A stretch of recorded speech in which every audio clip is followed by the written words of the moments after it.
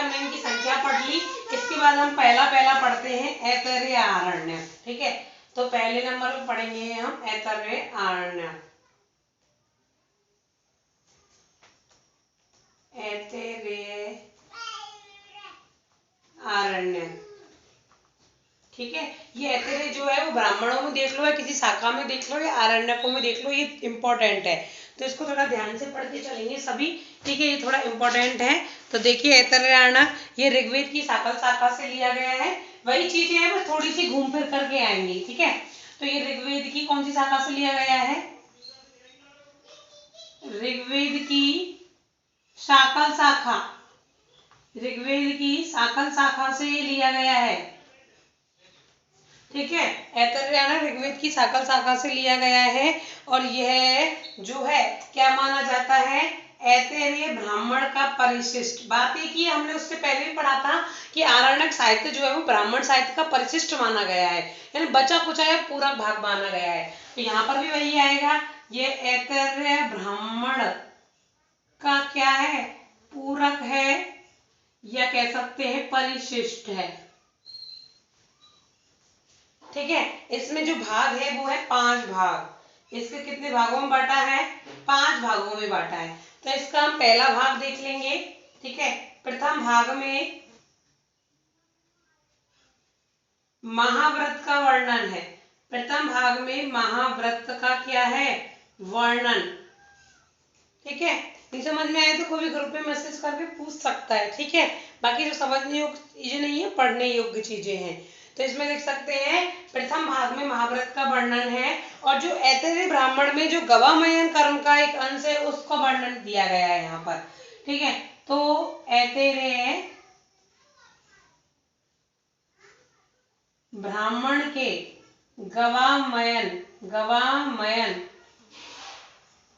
अंश का भाग, अंश का वर्णन है। कह सकते हैं कि गवामयन कर्म का एक अंश है।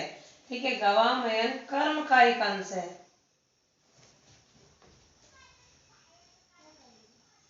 किसमें दिया गया है? प्रथम भाग में महाव्रत के वर्णन के साथ ऐतरेय ब्राह्मण का जो गवामयन कर्म का अंश है वो इस प्रथम भाग में शामिल है। किसमें? आरण्यक में। इसलिए इसको क्या कह दिया? ऐतरेय ब्राह्मण का पूरक में परिशिष्ट कह दिया। किसको? ऐतरेय आरण्यक को। ठीक है, दूसरा द्वितीय अध्याय देखिए, द्वितीय अध्याय में क्या दिया हुआ है? द्वितीय अध्याय में जो है इसमें द्वितीय अध्याय के 7 अध्याय हैं। द्वितीय भाग के 7 अध्याय हैं। द्वितीय भाग के कितने अध्याय हैं? 7 अध्याय हैं। और इसमें जो है पहले, दूसरे और तीसरे अध्याय में, ठीक है, इसी के पहले, दूसरे और तीसरे अध्याय में, इसी के यानी 7 अध्याय के पहले, दूसरे और तीसरे अध्याय में एक उक्त, ठीक है, नाम दिए हैं उक्त प्राण विद्या पुरुष।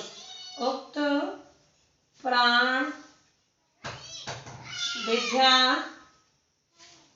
पुरुष। ठीक है, उक्त प्राण विद्या पुरुष, इनका क्या दिया हुआ है? वर्णन दिया हुआ है। इनका क्या है? वर्णन।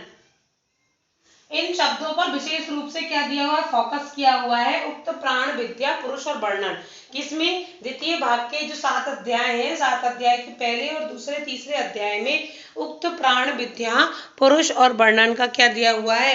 भाग का वर्णन दिया हुआ है। ठीक है, और इसके जो 4 से लेके 6वां, यानी इसका चौथा, 4, 5 और 6वां जो ये अध्याय है, ठीक है, इसको क्या कहा है? ऐतरेय उपनिषद कहा है। इसको क्या कह दिया?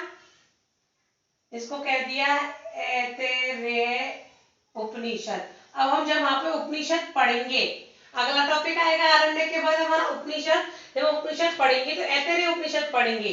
तो ऐतरेय उपनिषद जब हम पढ़ेंगे तो ये ऐसे ही वर्णन आएगा कि ऐतरेय आरण्य के द्वितीय भाग के चौथे 5वें अध्याय के उपनिषद को ऐतरेय उपनिषद कहा है। ठीक है, बस छोटी छोटी चीजें जो आपको याद रखनी है, यहीं से नोट्स बनाइए। नोट्स इधर उधर मांगिए मत, वीडियो देखकर नोट्स बनाइए। आपको कोई सही नोट्स नहीं देगा, आप स्वयं एक अच्छे नोट्स तैयार कर सकते हैं। ठीक है, तो स्वयं अपने नोट्सों को तैयार कीजिए। किसी का देख के बनाने से अच्छा है स्वयं का मेहनत करो। आप लोग क्या मेहनत तो करना चाहते नहीं हो, बस देख करके उन्हें उतारने का प्रयास करते हो, वो गलत है।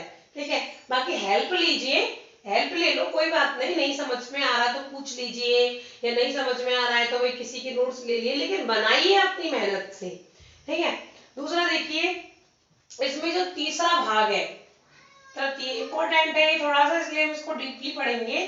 ठीक है, तृतीय भाग, और तृतीय भाग को क्या कह दिया, संहिता उपनिषद। अगला हम संहिता उपनिषद पढ़ेंगे। उपनिषद में से ये भी वही आएगा कि ऐतरेय आणक के तृतीय भाग को संहिता उपनिषद कहा है।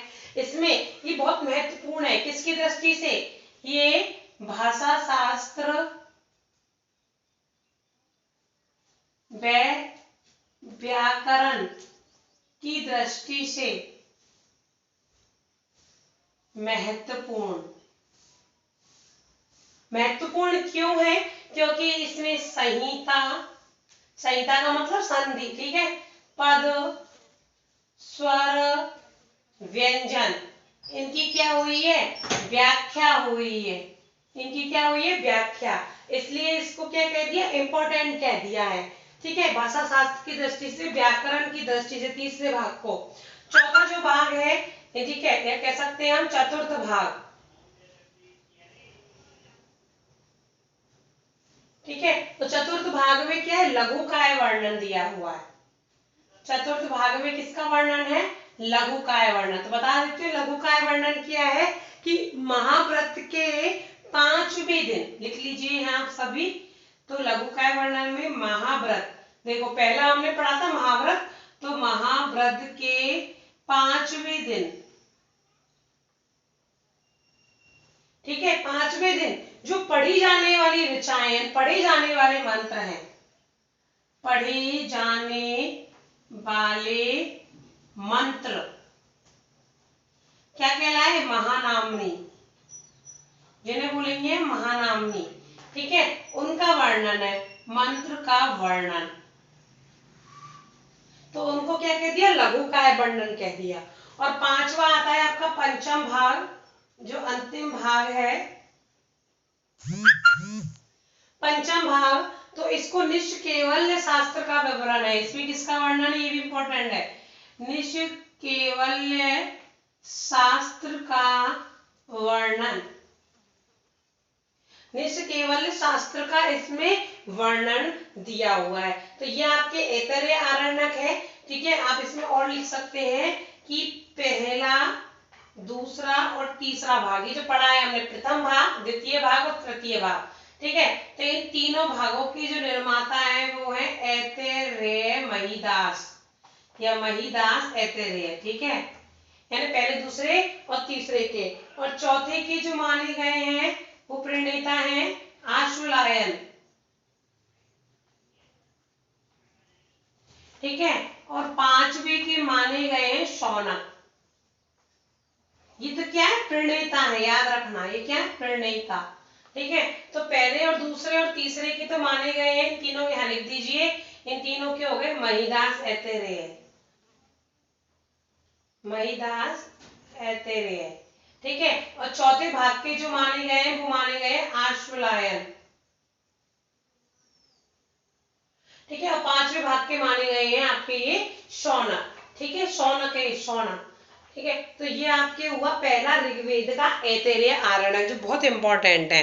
ठीक है, मैं समझती हूँ सबके यहाँ समझ में आ गया होगा, ये थोड़ा बड़ा हो गया था, अब तो हमारे छोटे आएंगे, बहुत छोटा टॉपिक है आरण्यक क्या। ठीक है, इसके बाद आता है आपका सांख्यायन।